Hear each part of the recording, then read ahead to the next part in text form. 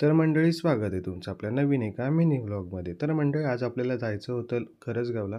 तिथे यशवंत क्रीडा मंडळ तामसतीर्थ करंजगाव यांच्या माध्यमातून कबड्डीच्या स्पर्धा होत्या आणि आपल्याला समालोचन करण्यासाठी बोलावली होती.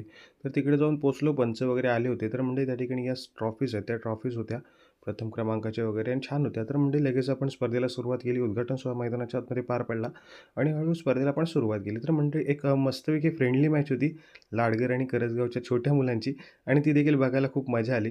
तर मंडळी त्यानंतर एक सामना असा पाहायला मिळाला, की गोल्डन रेडवरती गेला. सामना पहिल्यांदा बरोबरी सुटला, त्यानंतर मग 5-5 रेड झाल्या.